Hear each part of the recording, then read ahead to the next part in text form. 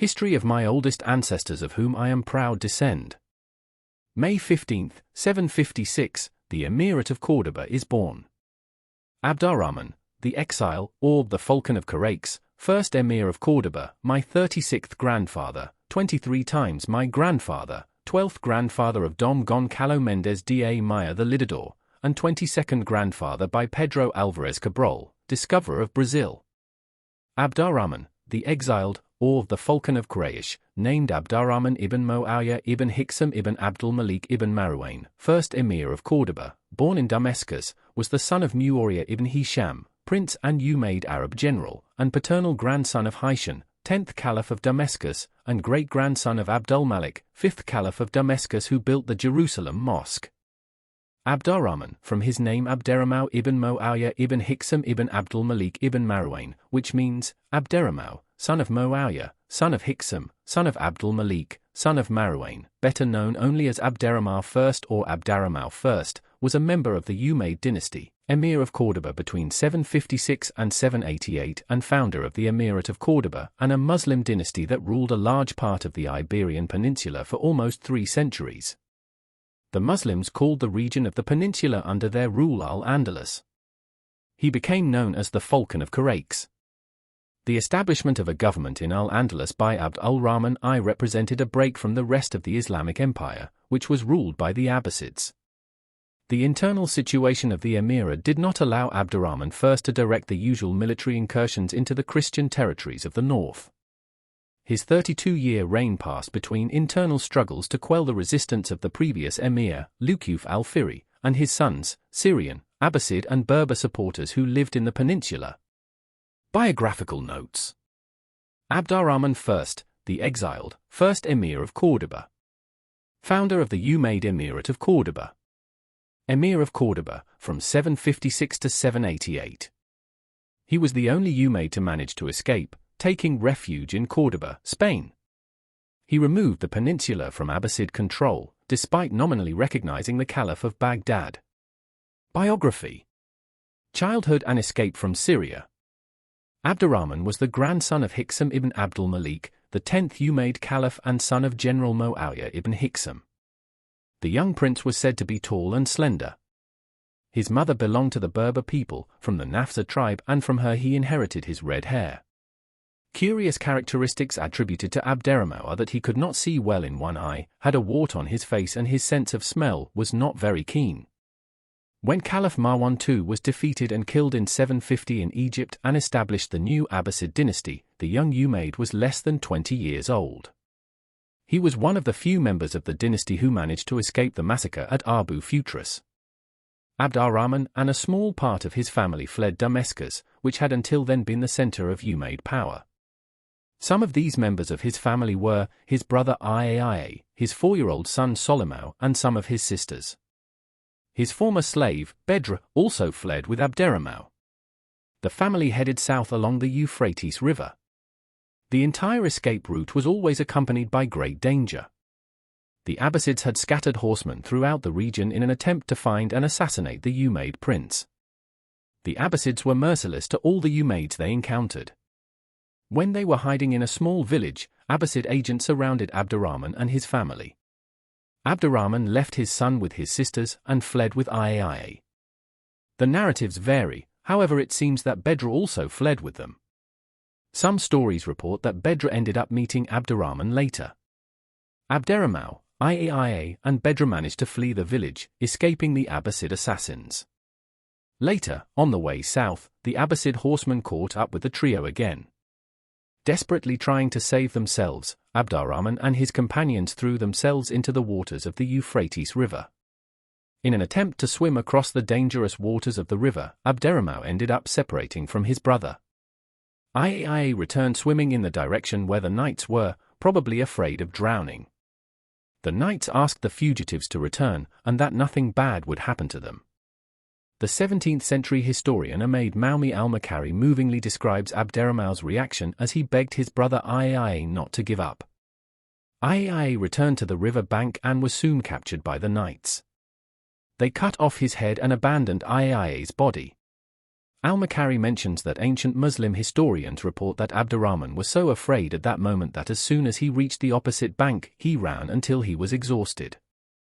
The exile. After escaping from Syria with only the clothes on their backs, Abd-ar-Rahman and Bedr continued their flight southwards through Palestine, Sinai and Egypt.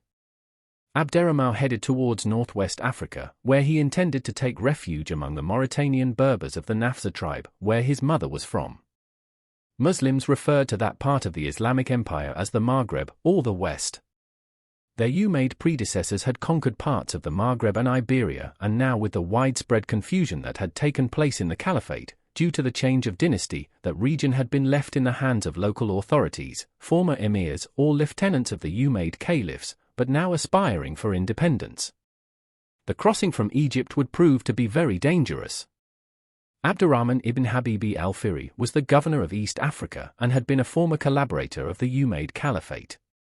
However, with the Abbasids now in control, Ibn Habib sent spies to search for the surviving Umayyad prince. With his red hair, Abd-ar-Rahman would not be difficult to identify. Abd-ar-Rahman and Bedr stayed in the camp of a Berber commander sympathetic to their difficult situation. One day, Ibn Habib's soldiers entered the camp looking for the fugitive Umayyad. Tekfa, the wife of the Berber commander, hid Abd-ar-Rahman under her personal belongings and managed to save him. It took several years before Abd-ar-Rahman managed to reach the west. In 755, Abd-ar-Rahman and Bedr arrived in the region of present-day Morocco, near Ceuta. It was probably from there that he first saw a narrow strip of land, Al-Andalus, where Abd-ar-Rahman was not sure whether he would be well received or not in that distant province of the empire. He probably sent Bedr to Iberia with a message in which he proclaimed himself the true Umayyad heir of that land. Al-Andalus had been conquered under the rule of Abd-ar-Rahman's grandfather. A large number of Syrians lived in the province of Elvira, present-day Granada, and Abd-ar-Rahman hoped to appeal to the Umayyad prince for their loyalty. Meanwhile, the province was in a state of great confusion caused by the weak administration of the then Emir, Yusuf al-Fihri. The Muslim community was shaken by tribal fighting between the Arabs and racial tensions between them and Berbers. Abd-ar-Rahman probably saw it as a suitable place to regain his power, something he had not found in Africa. Bedr hurried to return to Africa. At the invitation of loyal Umayyad followers and the Yemenites, enemies of the governor, Abd-ar-Rahman was called to visit Al-Andalus. Soon after this, Abd-ar-Rahman together with Bedr and a small group of followers began to prepare to head to Europe. When some local Berbers heard that Abd-ar-Rahman was heading to Al-Andalus, they hurried to meet him on the coast. The Berbers intended to take him hostage and force him to pay a fee to leave Africa. Abd-ar-Rahman actually had to pay a sum in dinars due to the sudden hostility of the local Berbers. At the same moment that Abd-ar-Rahman launched his boat, another group of Berbers arrived, also with the intention of making Abd-ar-Rahman pay a fee for leaving. One of the Berbers grabbed Abd-ar-Rahman's boat to stop him from leaving and his hand was cut off by a member of the boat's crew. Abd-ar-Rahman landed in Al-Munikar, in Al-Andalus, east of Malaga, in September 755, however, the landing location is not confirmed.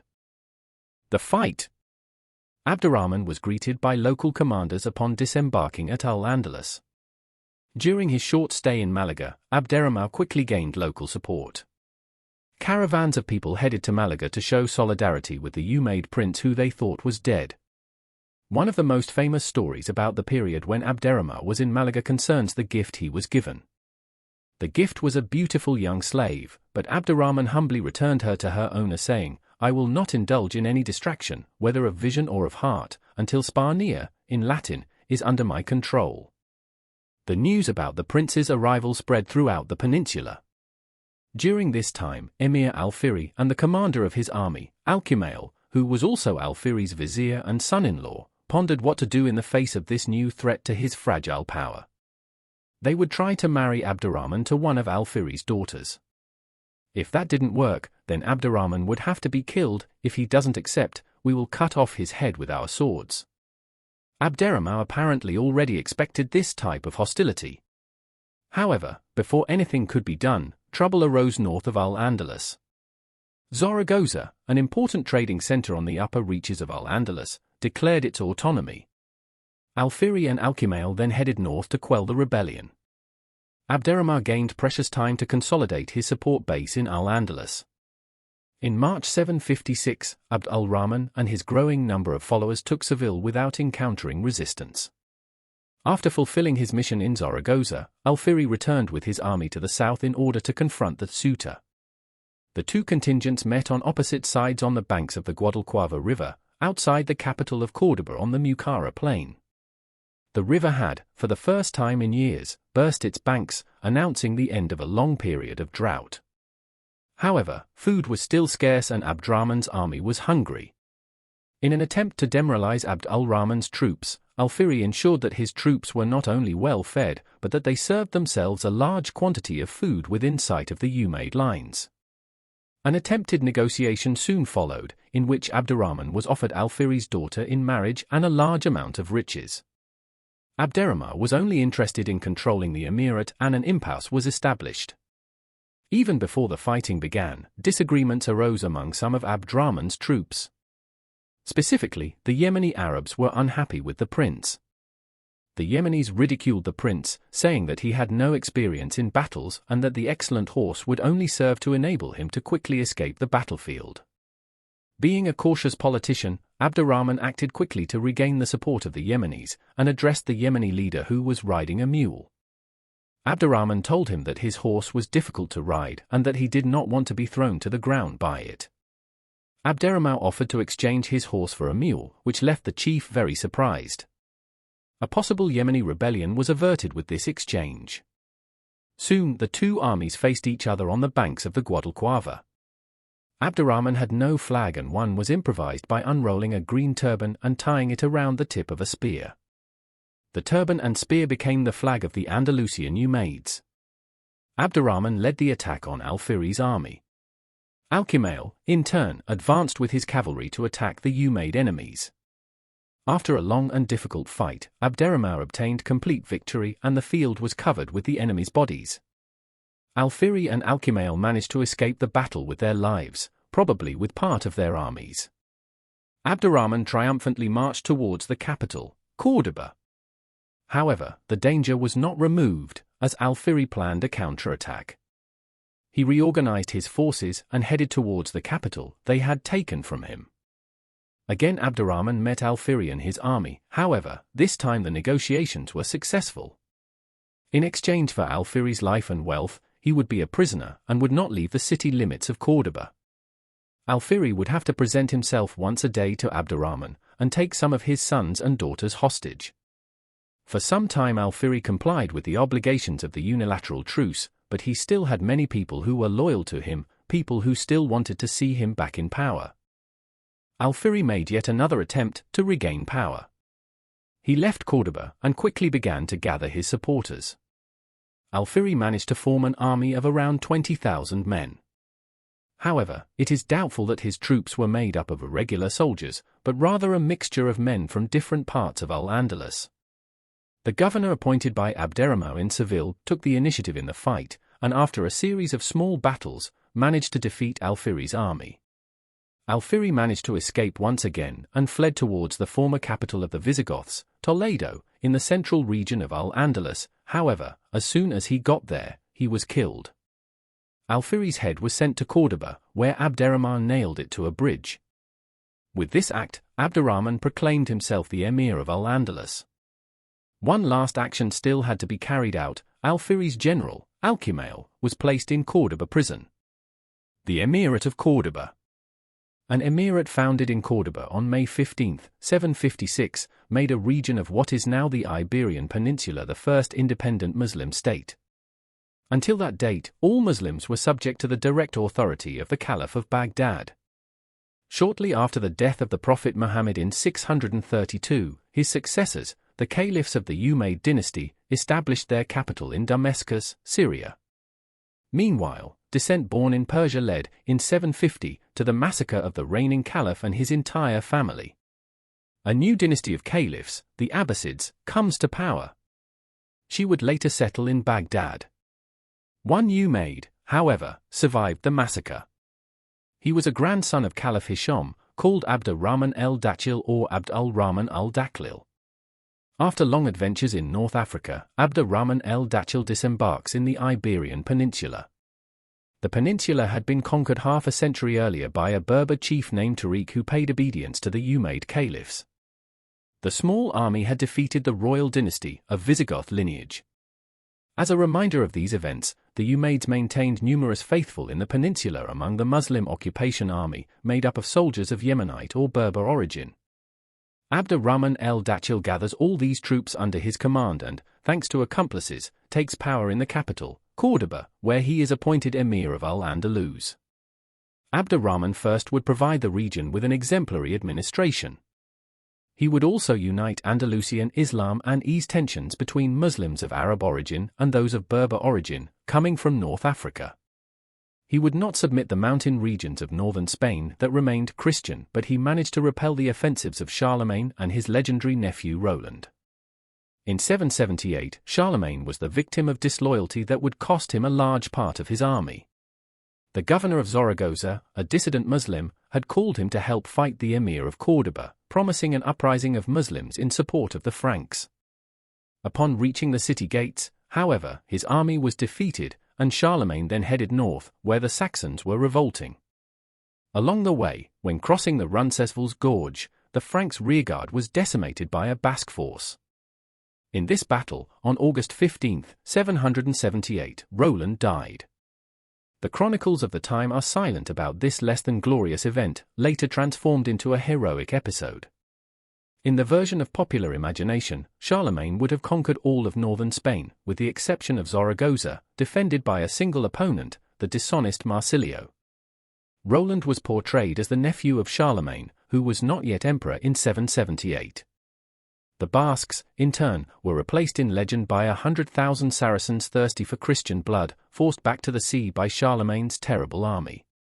Thus, the Song of Roland ends with a glorification of the Frankish army.